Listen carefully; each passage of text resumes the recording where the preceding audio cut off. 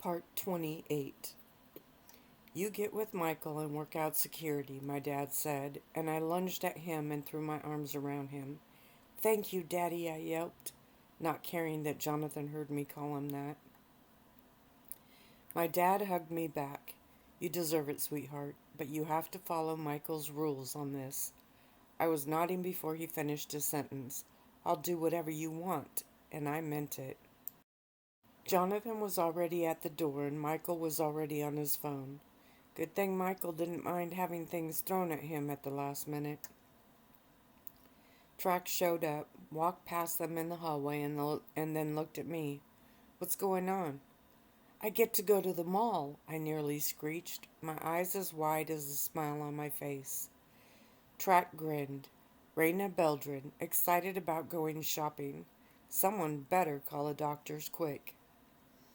Okay, so I hated to shop, but if it got me out of here, I'd go on a shopping spree. I rolled my eyes and he turned to my dad. I didn't see the look exchanged. Then he turned back to me and held out a small box wrapped with a green satin bow. It's from my mom, he stated. Ooh, I whispered as I stepped forward and carefully took the box. All the other gifts were still in quarantine, but this one was from Sally. I pulled off the ribbon as Jonathan walked up next to me. I kept it in my hand and then pulled off the top. Oh, Track, I whispered in awe. Inside the box were two beautiful gold earrings. They had small hearts at the top and then had a flat crystal drops that dangled from them. The crystals had a soft golden tint to them, and I lifted one up and smiled as the light caught it. They're beautiful, I sighed, and Track shrugged. She wore them when she married my dad. I looked up. I can't take them. He frowned. Why not? They're too special. Doesn't she want to save them for Effie? He chuckled. She knew you'd say that and told me to tell you she already has something for that, and that she will understand if you don't like them, but I love them, I smiled, my eyes watering. I grabbed Track and hugged him, keeping the box carefully in my hand. Tell her I love them and thank you so much. He chuckled. You females. She cried when she gave 'em to me. You cried when you opened 'em. I smacked his arm playfully and then looked back down into the box. Giving me something that she wore on her wedding day. That was something a mom did for her daughter. I sighed, a small little ache gripping me. I had never known my mother, but right now I wish Sally was here. She was the one mother I did know. Then the tears started again. I had my dad, and I loved him dearly. I had Paige, but it just wasn't the same. A girl was supposed to have her mother for times like this. I didn't realize that I was actually crying until Jonathan's arm went around my shoulder. I wiped my cheek, and Track frowned at me. I smiled. Please tell Sally how much these meant to me. He nodded, gave me an odd look, and turned to Jonathan. So, you're taking her to the mall? Jonathan nodded and Track glanced back over at me. Mind if I ride along? Jonathan looked at me, but I was too busy staring at the earrings and all that they meant. Sally reaching out to me was more touching than I realized, but it also opened a pain I hadn't felt before. The hole and the ache of not having a mother of my own hit hard then, and it was a little hard to breathe. I was fingering the earrings in the box when Jonathan's mouth touched my ear. They are very beautiful, he whispered. I smiled and nodded. Very. Then I realized I was crying. I lowered my head and wiped my face off roughly. I cleared my throat and nodded. So, when are we going to the mall? I tried to sound strong, but it came out in a shaky whisper. As soon as you are ready, he stated, and I nodded and walked into the bathroom, leaving them standing there watching me. Why I walked in there, I wasn't really sure. I had already taken a shower. I didn't wear makeup, and a bathroom held little other use for me in my vampire form. As a wolf, it was a bit different, but we all pretended that disgusting trait wasn't real. But I needed a minute to regroup. I carefully placed the top on the box, as if it held something very precious, which it did. With the box closed, it was easier to catch my breath and get a grip on myself. I did splash some water on my face and pat it dry. Then I ran a brush through my hair just for something to do. When I finally felt like I wouldn't start crying again, I drew in a breath, squared my shoulders, and walked back out. I swear the three of them were still standing in the exact same spots, all staring at me as I came out. That was a bit creepy. I smiled. Okay, I'm ready. Who all's going? I said in a chipper voice. I walked over, opened my top drawer, and carefully set the box in, reluctantly giving it a small pat before I closed the drawer. When I turned, they finally all animated, and Jonathan looked around. Well, track is coming. Other than that, it's me and you, and the guards. No, doctor, I laughed, and he shrugged, not smiling. No, we don't think it is necessary. I looked them all over hard, then looked at my dad. Thank you for letting me go, I smiled. He looked a little sad, and I wanted to kick myself for my display. He probably missed my mom more than I did. He had been madly in love with her. I shouldn't be doing things that might stir up his pain. I bit my lower lip as the room fell silent, and then Track clapped his hands, making me jump a little. Well, let's get you out of here then, he stated, and I nodded. I walked over and grabbed the only thing I would need, my credit card. I didn't carry a purse. I remembered the one that Allison had got me, but it was too fancy for jeans, and what else would I put in it? I looked up at Jonathan. He was in charcoal khakis and a white shirt. Even when he wore jeans, he always looked classy. I looked down at myself. Ugh, what I looked like standing next to him, I wasn't sure. I had to start paying more attention to that stuff. Jonathan always looked amazing. If I were going to be his mate, I had to make him look good. I was going to have to do some research and pull Paige into it. I was not going to ask Allison because, as though I was going to try harder to look nice for Jonathan's sake, I was not wearing pink cashmere anything. I hugged my dad again, then me and the guys headed out of the room. I got excited as we walked towards the garage and then moaned when two of the doctors met up with us outside the door. We have made another tracking amulet, the tall one said. This one shouldn't have the same weakness as the last one. He looked at Jonathan. It is on the same frequency. Jonathan nodded and took the necklace. This one was a gold chain with a small gold cube on it. I eyed it, and Jonathan stepped in front of me and put it on. It hung down to my solar plex like the last one, so that it would still fit when I shift. I liked the little box. It looked like it could open and was as small as the fingernail on my pinky. Jonathan clasped it, then lifted his left arm and did something to his watch. I heard a beep and saw a blue light of some sort. When I tried to look closer, he pushed a button on the side and smiled up at me. Your carriage awaits, he winked and opened the door to the garage.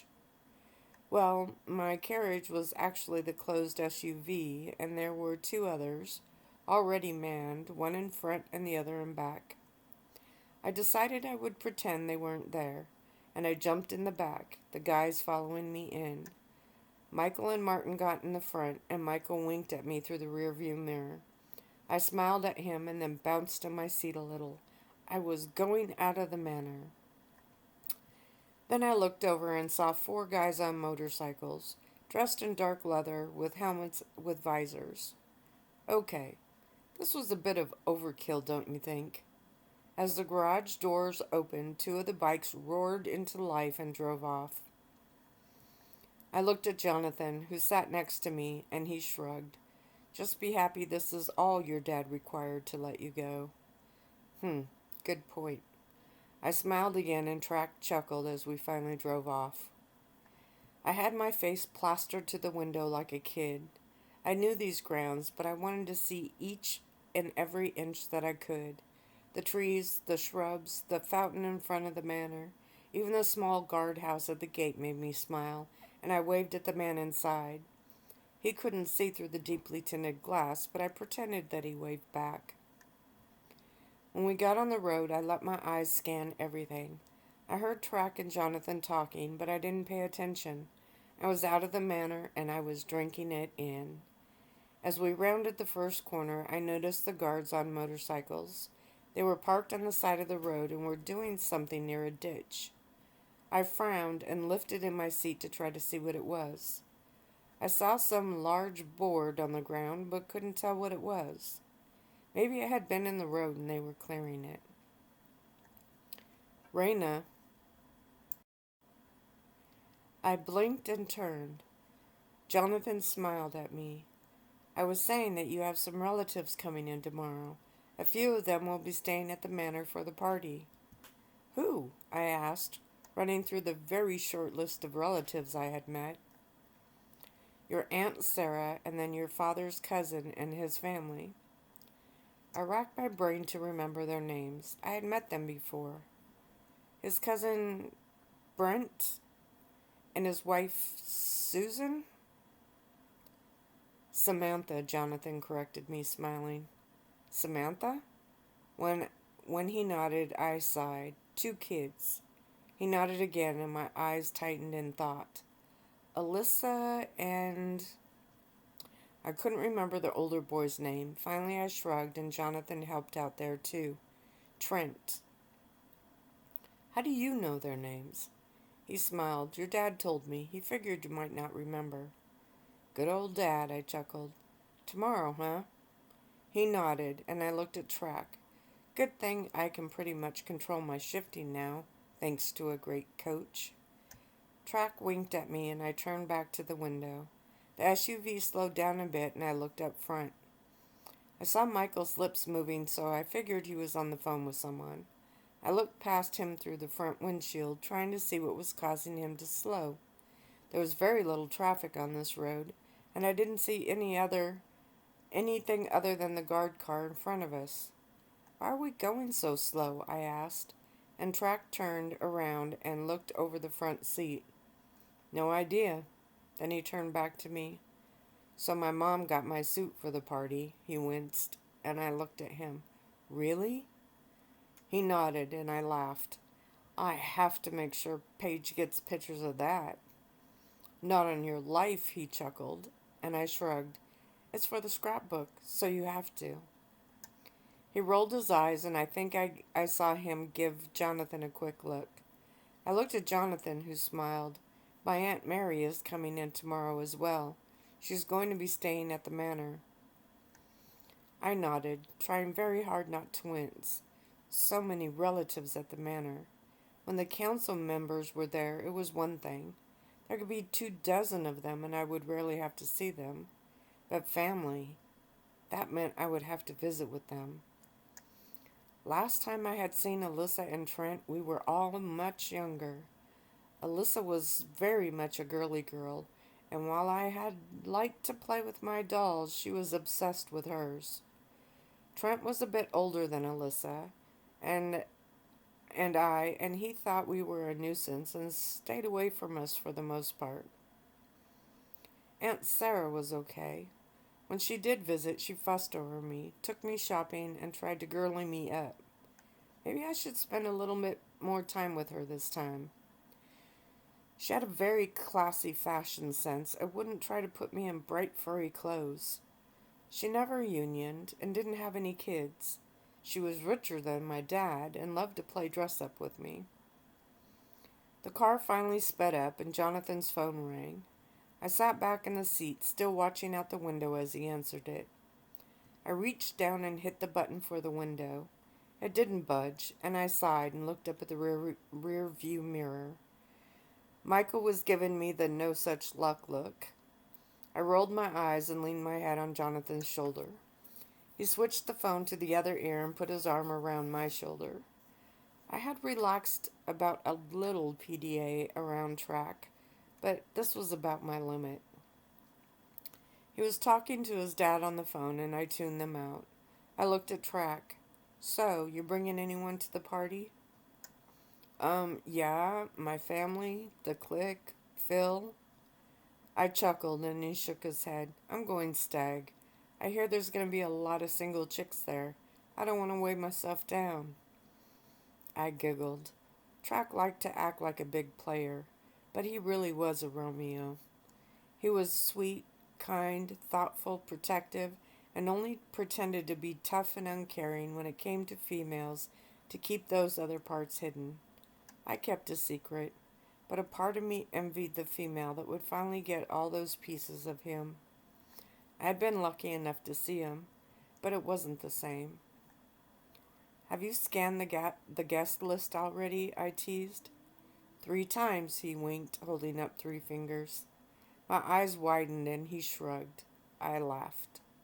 Suddenly, the car sped up again, noticeably. I frowned and leaned over a bit, trying to see up front. Track was turned now too and talking to Martin, who was in the passenger seat. What's going on? I asked, but Track didn't turn around. I looked up at Jonathan, who still had the phone to his ear. He smiled at me and mouthed, nothing to worry about. I turned back and then looked out the window. We were going very fast now. The road up ahead was full of curves. Vampire reflexes or not, we were going awfully fast. Something's going on, I stated, sitting up. Track turned and shot Jonathan a look, then turned to me. No big deal, just trying to get you to the mall before it closes. I shook my head. The vampire door stays open until pre-dawn, Track. Nice try.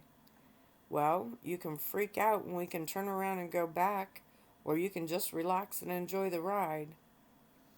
I balked. What was going on out there?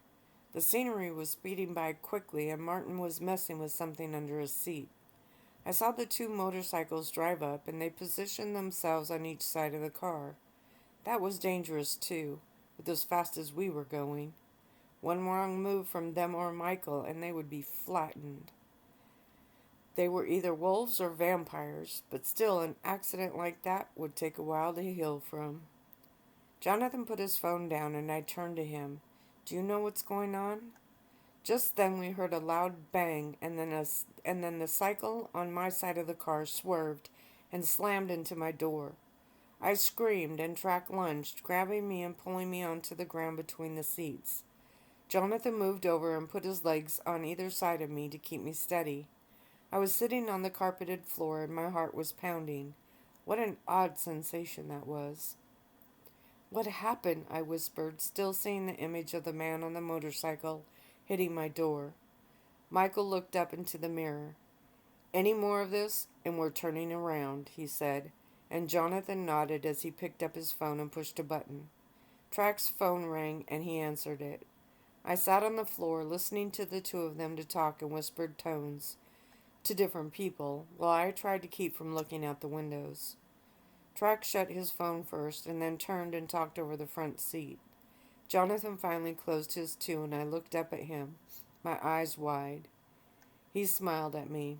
All clear. Track turned around and nodded. Just some stupid people out here. The pack found them, though, and took care of them. Took care of them? I asked, twisting around. He smiled down at me. Yeah. Do you want to know the details? I swallowed hard and looked back to Jonathan. Some idiots were camped out here, probably waiting for the caravan to the party.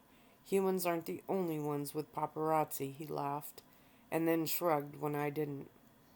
That's all it was. Your pack has been scouting the area. They found them. What about the guard? Someone threw a rock, Michael stated, and I turned around again. It hit the bike and he lost control. Enough to hit the car. He's okay. I climbed back up onto the seat. Paparazzi? Jonathan shrugged. They had a lot of cameras. Track nodded. Cameras and lists of dates and possible people that might be showing up at the party. I sighed. I'm not a celebrity, even in our world. Yes, you are, Track chuckled. You have no idea, Ray. You're the only daughter of basically the highest vampire there is. You're always big news. You've just been kept safe from it. He seemed to frown, and I shook my head. If that were true, then why didn't this stuff happen when you took me to Polson? Or when we went to Beamer's? Or the carnival? I stated, looking at Jonathan. He shrugged. You were very well protected in Polson. And the other times they didn't get word until it was too late, and Michael had a stable place to secure. These ones had probably been camping out since the word got out about the party. Suddenly, I was wishing I had argued for a smaller party at the manor. The rest of the trip was uneventful. I was a bit quiet and drank when Jonathan produced my backpack and handed me a thermos. When we got closer, Martin turned. We are parking in the secure, silent lot, he stated. What's that? I asked. Like I said, I didn't come to the mall. It's a special parking garage for special shoppers with security needs. Jonathan smiled at me and I sighed. I was beginning to see why my dad kept me at the manor. We slowed down and then moved forward and drove into a large opening. The lights inside were dimmed, but the entire garage was visible. Michael drove up to a door that looked like an elevator. When I went for the handle, Jonathan took my hand and pulled it back. I bit my lower lip and waited. 4 guards stepped up to my door, and then Michael turned around and looked at me. Stay close, and let's hope you find those shoes, he snickered. And suddenly I felt like a diva that had made a whole entourage take her out for a special cup of tea. When the door opened, Track hopped out first. I climbed out, and Jonathan followed. I was surrounded by a wall of very tall, very wide guards. I heard talking, and Jonathan took my hand. We stepped into the elevator, and I looked around. It was large and nice, though plain. It fit me, Track, Jonathan, Michael, Martin, and 4 other guards. I was pushed to the back with Jonathan and Track, and I heard the gentle whirring of the mechanisms behind the thick walls. Maybe we should have tried to shop online. They have overnight, I grumbled. Track smiled at me. Now what fun would that be? I huffed. If this is what shopping at the mall was like, I'll pass next time. I wondered if Jonathan and Allison came this way when they did their shopping spree. When the door slid open, I went to move, but again, Jonathan's hand kept me where I was. I sighed. This was not the fun I was expecting. How did people of any race live like this? Oh, wait, they didn't. This was just for special little me. I huffed and looked down at the sea of shoes. Finally, the wall of men in front of me moved and we stepped out. I was no longer in the mood to shop. I was only hoping to find a pair of shoes quickly and leave. We were in a very fancy hallway with thick red and gold carpets and nice mood lighting on the soft cream walls. As we walked, Jonathan and Track chatted away about things I don't remember. We stopped at one large door that bore the name of the store in fancy letters surrounded by gold swirls. A woman was waiting inside, a vampire by the smell of her. There was a whole store here, although it had no windows, and we were the only shoppers in it. The walls were lined with shoes, and Jonathan pulled me to them. I tried to act excited, but the whole thing was a bit overwhelming for me now. He found 3 pairs and had the lady get them in my size. I sat down and she put each one on my foot and I stood and modeled them. Jonathan didn't like any of them and Track thought they all looked the same. The lady looked disappointed when we left, but Jonathan walked me down to the next shoe store. I looked at the names of the other stores on the doors we passed, and he caught my gaze. Do you want to look at some other things? I bit my lip. I did, but I didn't have the sense to put together a nice outfit, and really didn't want Jonathan picking out all my clothes. I shook my head, but took mental notes of it for when my aunt arrived. By the time we walked into the next door, I had adjusted my attitude. I smiled and chatted with the woman, and even discussed the shoes with Jonathan. Track chuckled off to the side, but he also did a little flirting with the salesperson. I watched her giggle and do that thing with her shoulder, where she turned it a bit and smiled over it. I tilted my head to watch her. Jonathan finally found a pair of shoes that he liked. Not too high, very pretty, but comfortable too, he said, as I stood up and did a circle to try them. They were black with low heels and thin straps crossing the front of my foot. The buckle at the top had a small dainty bow over it and sat to the side of my leg just above my ankle. They were actually pretty and not too shiny. I nodded and he agreed. There we are then, the perfect shoe. I looked up at the other shoes on the wall and wondered if any of them should be going home with me. I did eye a pair of flip-flops and also a pair of sneakers, but I didn't say anything. Michael gave the lady my card and brought back the bag and card. Guess I wasn't even allowed to pay myself. Stop it, I growled at myself. Don't be a downer and ruin this. I smiled and thanked the woman when we left. I looked at the stores on the other side and Jonathan stopped. If you want to look at other things, just let me know. I shrugged. Nothing I want to look at with an army of guys with me, I winked, and he chuckled. Oh, I see. Track laughed and I shot him a hard look. Jonathan stopped and looked around. Well, maybe. Michael cleared his throat and Jonathan frowned. She doesn't get out much these days, Michael, and while I'm sure you would follow her right through that door, I don't think she would appreciate it. He pointed at a door of a store that sold intimate apparel. I groaned and looked down at my shoes. How could Jonathan be so nonchalant about this? Did he often shop for women's underclothes?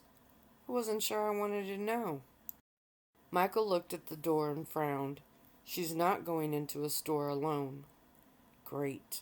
I was not going to buy bras and underwear with my bodyguard standing there next to me. I usually bought mine online, and they were pretty plain because of it. I wanted something feminine and pretty to wear under my beautiful new dress.